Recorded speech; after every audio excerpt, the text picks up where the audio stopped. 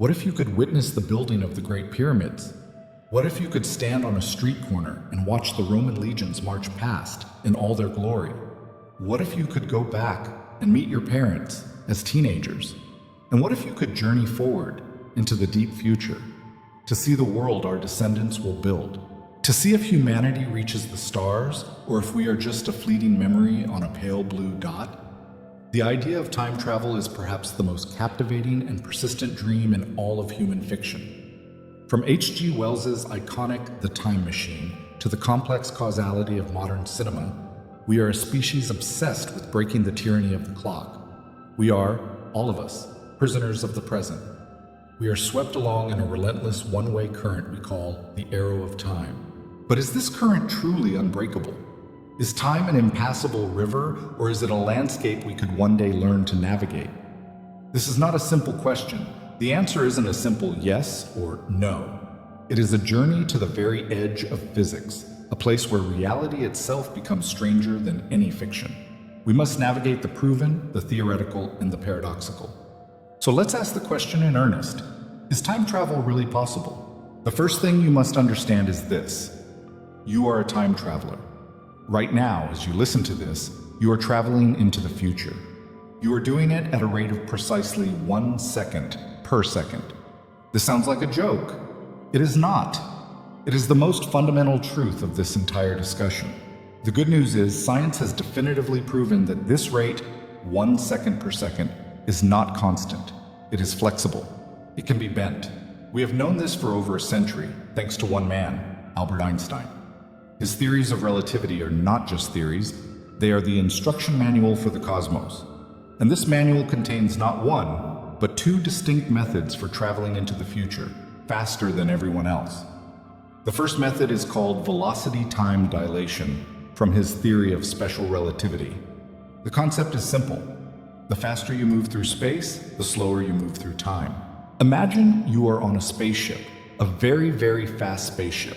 You leave Earth on your 20th birthday, and you accelerate to 99.9% of the speed of light. You travel for what feels to you like 5 years. You have your 25th birthday in deep space, then you turn around and come home, again at 99.9% of the speed of light. When you step out of your ship, you will be 30 years old. But the Earth you return to, it will not be 10 years older.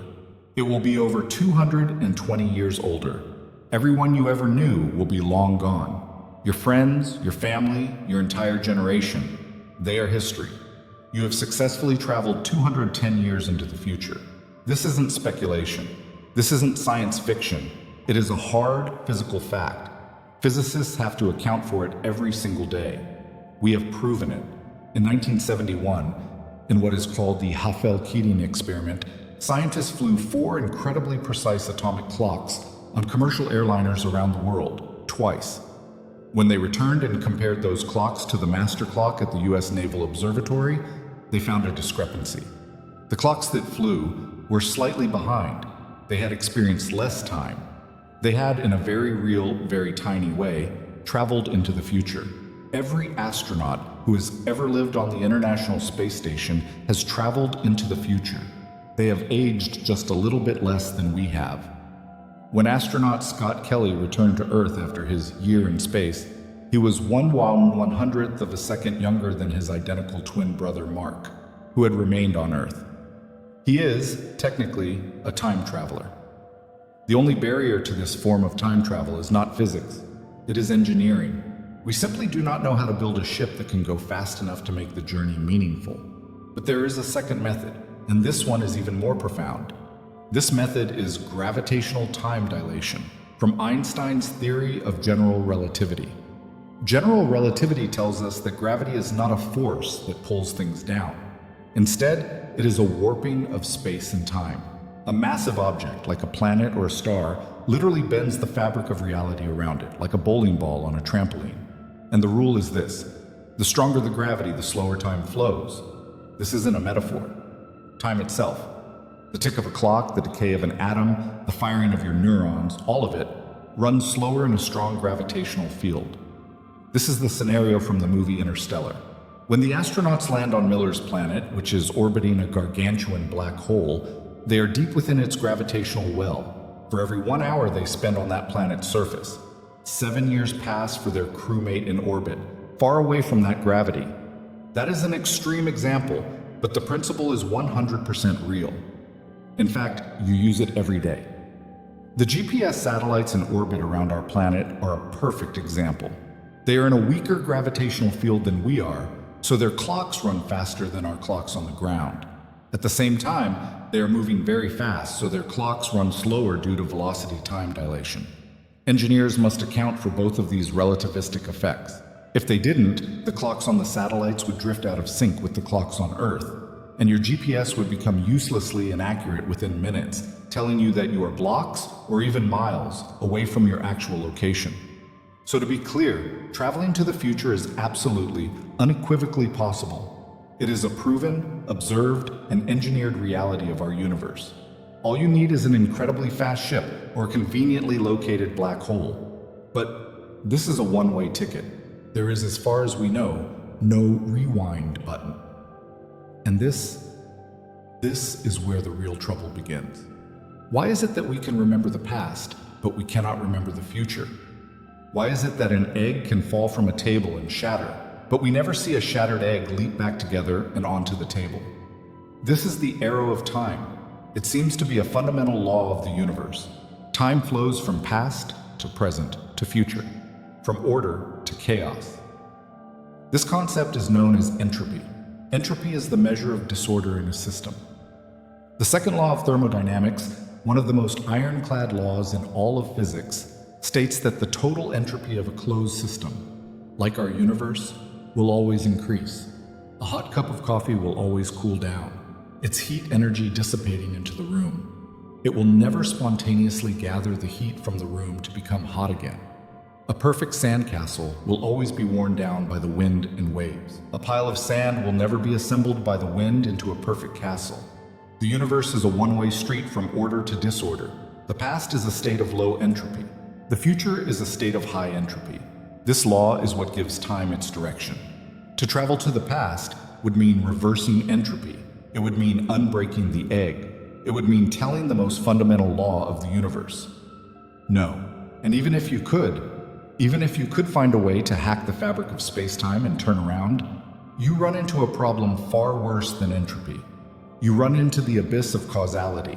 Causality is the simple, elegant, and non-negotiable relationship between cause and effect. I strike a match. That is the cause. The match bursts into flame. That is the effect. The effect always follows the cause. But if I can travel to the past, what happens if I stop the cause? This brings us to the most famous and most terrifying problem in all of chronology. Let's talk about your grandfather. This is the grandfather paradox, and it is the central reason why past time travel is considered by many to be a physical impossibility. The paradox is this: you build a time machine. You have a deep-seated, irrational hatred for your paternal grandfather long before he ever met your grandmother. You travel back 70 years. You find him as a young man. You pull out a weapon and you kill him. He dies. But if he dies, he never meets your grandmother. They never have children. Your father is never born.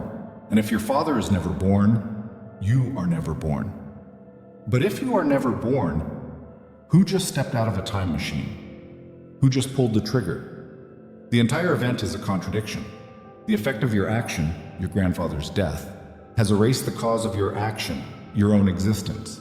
It is a logical, physical, and causal impossibility. Poof! The universe just divided by zero. This is the most famous paradox, but it is not the only one. There is another, perhaps even more unsettling, because it doesn't involve destruction. It involves creation.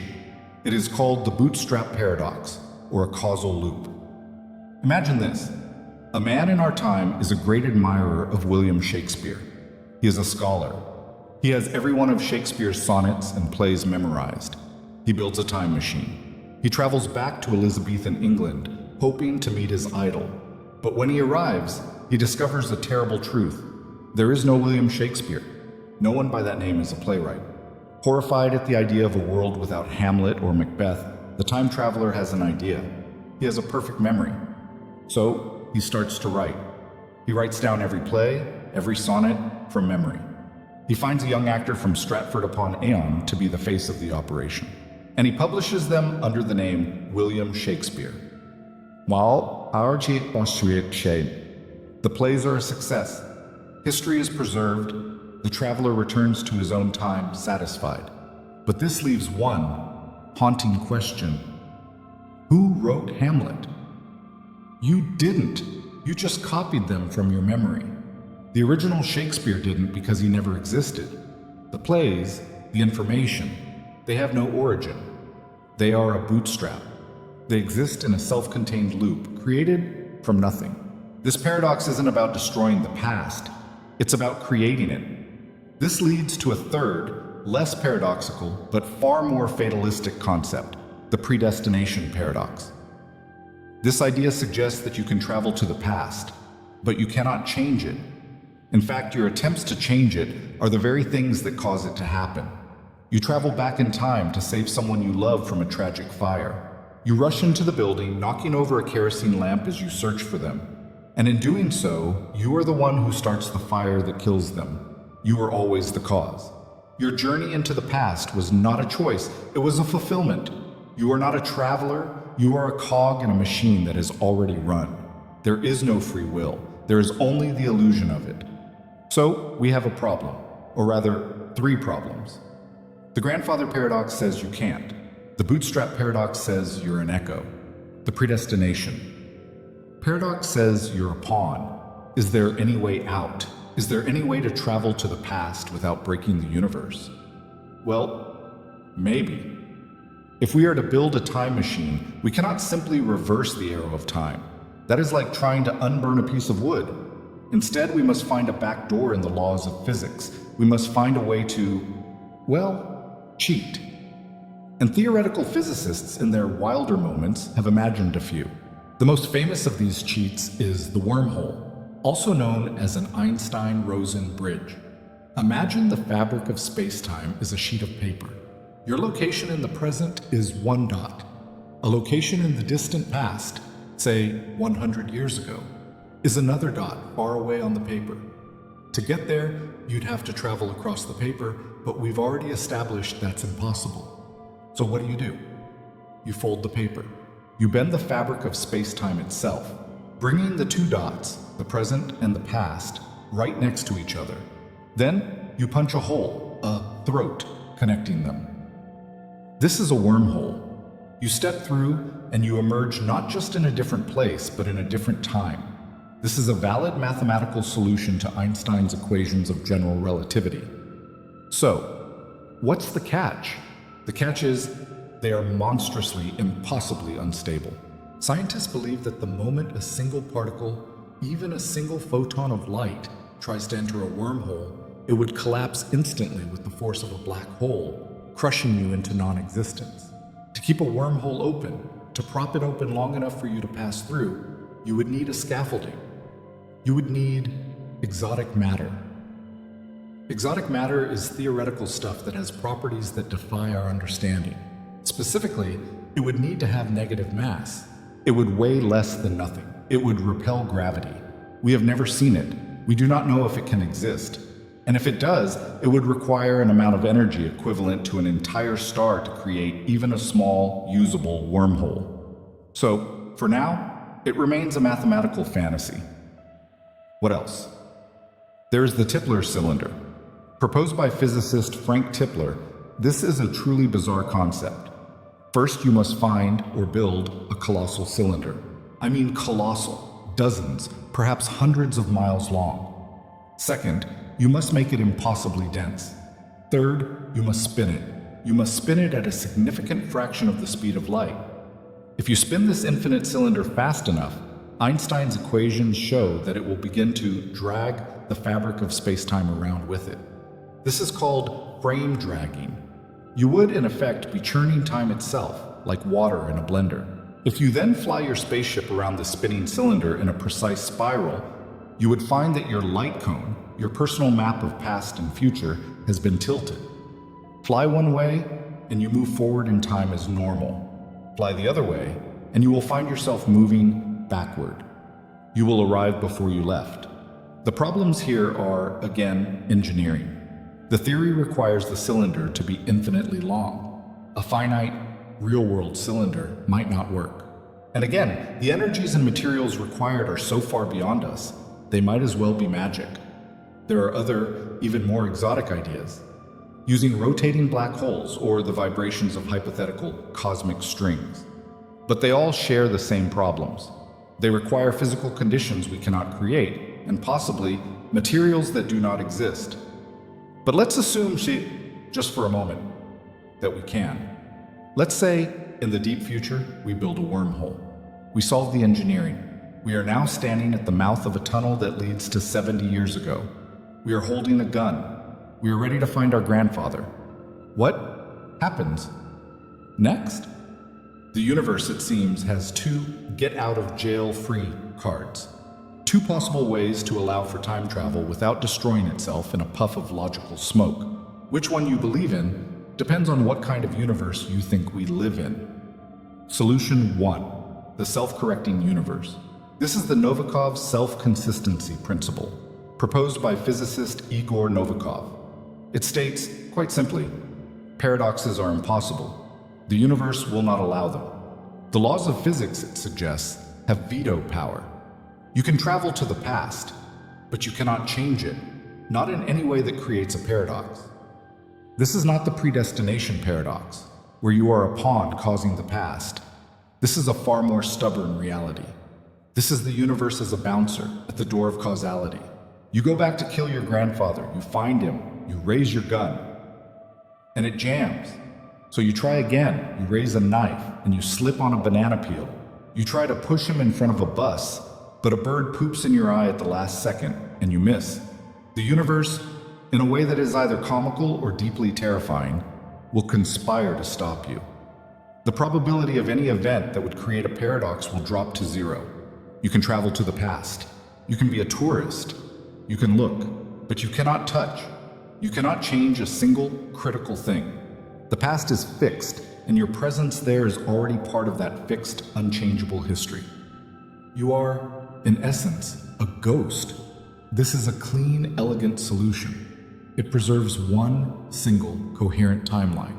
But it is not the only solution, and the other one is the favorite of science fiction. Solution 2, the multiverse, the many worlds interpretation. This solution is far more radical, and it comes from the weird, wild world of quantum mechanics. It suggests that the grandfather paradox is not a paradox at all. It is instead a creation event. Here's what happens. You build your time machine, you go back 70 years, you find your grandfather, you pull the trigger, he dies. And you don't disappear. You are fine. You are still standing there, holding the gun. Why? Because the moment you arrived in the past and did something that would change it, the universe split. You did not change your past. You cannot. Your own timeline is locked, and it is the one where your grandfather lived, had your father, and led to you. What you did do is create an entirely new, branching, parallel universe. There is now a timeline A, your original home, and a timeline B, the new one you just created. In timeline B, your grandfather is dead. Your father will never be born. Your version of you in this timeline will never exist. This new reality will spool out, forever altered by your actions. But you, the time traveler, you are now an orphan of time, a refugee. You are a living paradox, existing in a universe where you were never born, and you can never, ever go home. Your original timeline A is, to you, forever inaccessible. You have jumped the tracks. This solution solves the paradox by allowing all outcomes. There is no contradiction, because the effect, your existence, and the cause, your grandfather's death, are now in two different, separate universes. So, we have our theories. We have our paradoxes. We have our solutions. We have wormholes, spinning cylinders, multiple universes, and self-correcting timelines.